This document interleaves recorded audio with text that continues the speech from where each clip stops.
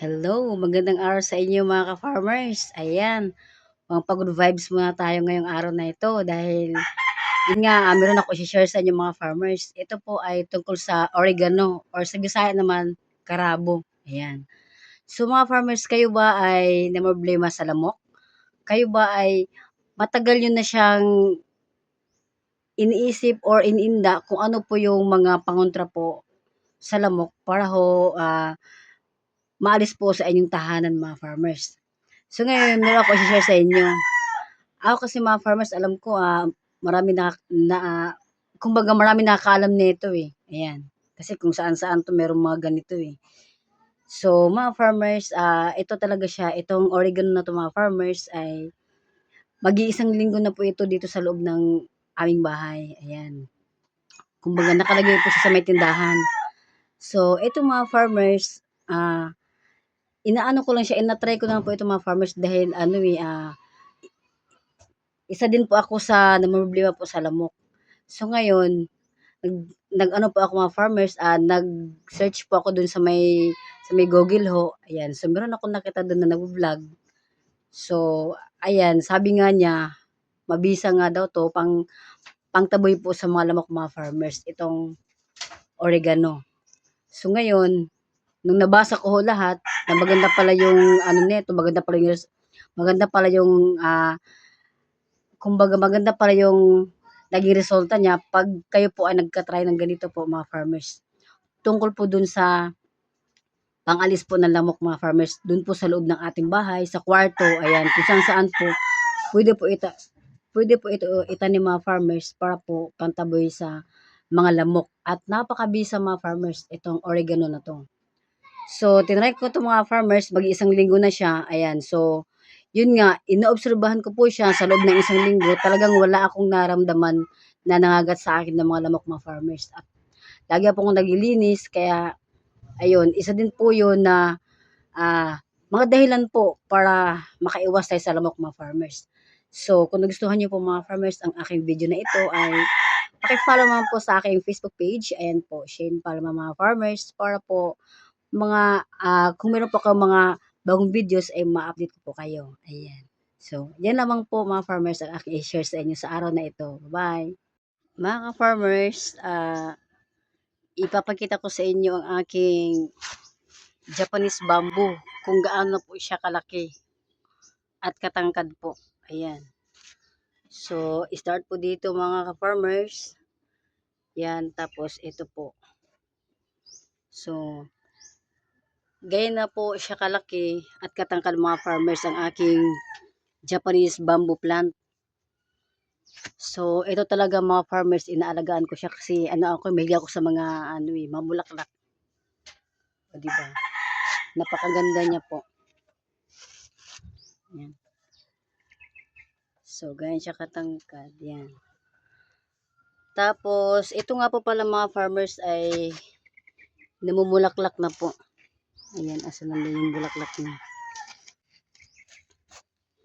Ang cute po eh. Ayan mga farmers. Ito yung bulaklak niya po. Kumbaga nag-start pa lang po siya. Yan, ito po. So, yan yung aking Japanese bamboo plant. Tsaka, ito mga farmers, inaalagaan ko talaga siya. Hindi ko po siya, kumbaga, hindi ko po siya kinukuhanan po ng basta-basta kasi syempre, bukod po doon, tinitrim ko po mga farmers. Yan, tapos tinatanggalan ko po siya ng mga lantang dahon para naman maganda tignan. Ayan. So, ano na siya eh, marami na pong mga nito, magkakaroon din siya ng na po siya, dumarami na po yung niya dito mga farmers, kailangan na po siyang kasi na siya, malago na po eh. Yan. Japanese bamboo plant. Ang ganda.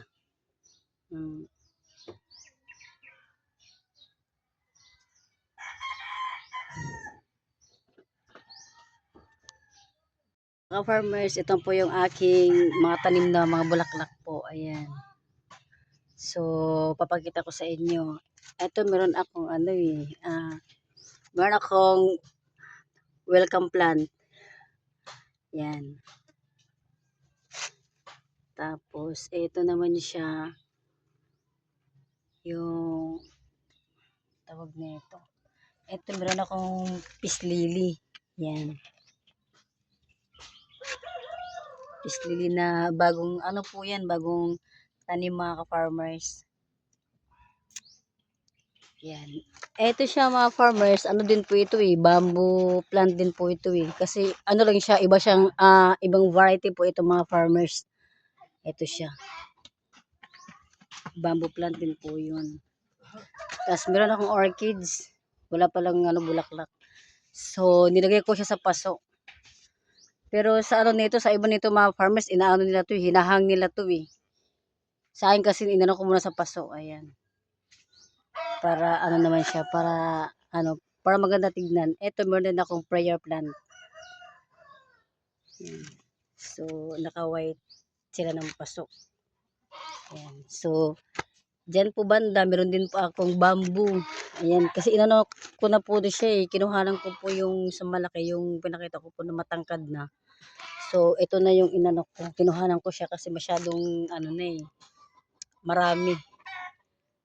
So, kailangan nila makahinga. Kaya, ganyan ang ginagawa ko po. Nakuhanan ko, ilipat ko sa ibang pasok. So, kung meron din kayong ganito, so maganda din po siya kuhanan para naman mabawasan, para hindi sila nagsisikipan. Tapos, ilipat po sa ibang pasok mga ka-farmers. Ayan. So, ang pislili ko po, ayan. So, ano na to sila, madami na to eh. Pinag-ano ko po, pinagbubukod ko na kasi masyadong maskip na po sa isang paso mga ka-farmers. Yan, di ba? So, pislili, ayan. Meron pa akong bamboo, yung kagaya kanina. Ibang variety nga po yan. Ayan. So, yun yung aking mga tanim na mga bulaklak. Ito yung snake plant. So, marami akong ganun. Tapos, ito po, meron akong oregano.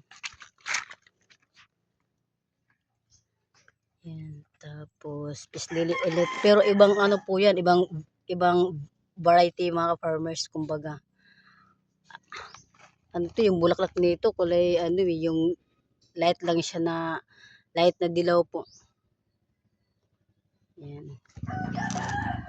Kulay puti.